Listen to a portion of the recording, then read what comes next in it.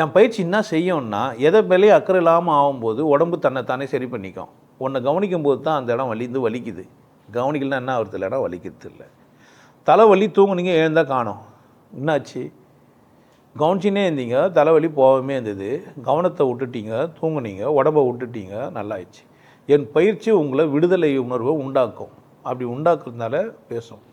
இப்போ என் பயிற்சி திக்குவாய் நல்லாக்குன்ட்டு பண்ணிவிட்டு 10 நாள் பண்ண ஒன்றும் திக்குவாய் குறையிலன்னுவேன். அந்த எண்ணத்தில் பண்ணக்கூடாது.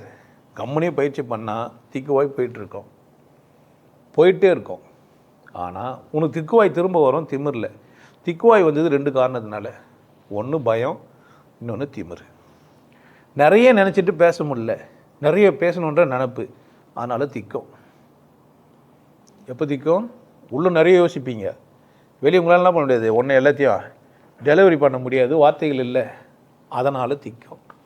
பயந்துட்டீங்க, அதனால் திக்கும். திக்குவாய் 2 காரணம். ஒன்று பயம், ஒன்று உள்ளே நிறைய வச்சுங்கிறான், வெளியே நிறைய பேச நினைக்கிறான், பேச முடியலன்றதுனால கம்மியாக பேசுகிறான், அதனால் திக்குது. 2 தான்.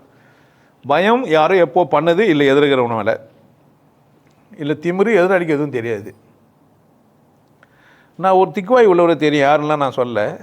ஆனால் அவர் ரொம்ப பயத்தில் தான் பேசுங்கிறான்னு நினச்சாமல் பார்த்தா திமிரில் திமிரில் திக்கினுக்குது அவருக்கு. பயிற்சி ஒழுங்காக பண்ணால் போயிடும், நிச்சயமாக அது போயிடும். அப்புறமா இப்போ திக்குவாய் போயிடணும்னு நான் உங்கள்கிட்ட உபதேசம் வாங்கினேன், பயிற்சி பண்ணேன், திக்குவாய் போல அப்படி சொல்ல முடியாது. மருத்துவர்கிட்ட போய் எல்லாம் நிற்கிறது இல்லை. நம்ம ஏதோ ஒரு நோய்க்கு போகிறோம், ஒருத்தர் என்ன பண்ணிடுறாரு, டிஸ்க் அன்லோகேட்டட் ஆகிடுச்சுன்ட்டு போய்கிறாரு. அவன் தைக்கும் போது ஸ்டீல் பிளேட்டை தள்ளி வச்சு தைச்சிட்டான். திரும்ப ஆப்ரேஷன் பண்ணுறதுக்கும் திரும்பவும் காசு கேட்குறான்.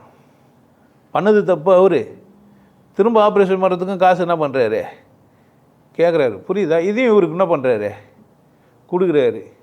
ஏன்? அங்கே பேச முடியாது. மார்வெட்டில் கொடு கடையில் இல்லை தங்க கடையில் போயிட்டு வியாபாரம் பேச மாட்டான். இந்த காய்கறி விற்கிறாரில் அவர்கிட்ட போய் என்ன பண்ணுவான், 4 ரூபாய்க்கு கொடு, 3 ரூபாய்க்கு கொடுன்னுவான். இப்போ நம்ம சொல்கிறோமா, இப்போ யூடியூப்பில் வர சொல்லி வைக்கிறோன்னு வச்சுக்க, உடனே இந்த வீடியோவை கட் பண்ணி போட்டு என்ன பண்ணுவான், திக்குவாய் நல்லா இருக்கணுன்ட்டு எனக்கு உபதேசம் கொடுத்தாரு, நான் பயிற்சி பண்ண 6 வருஷம் ஆகுது, திக்குவாய் நல்லா இவ்வளோ பாருங்க, திக்கி காட்டுவான். வெளியே நல்லா கூட பேசுவான் அவன். அந்த மாதிரியான உலகம் ஆயிடுச்சு.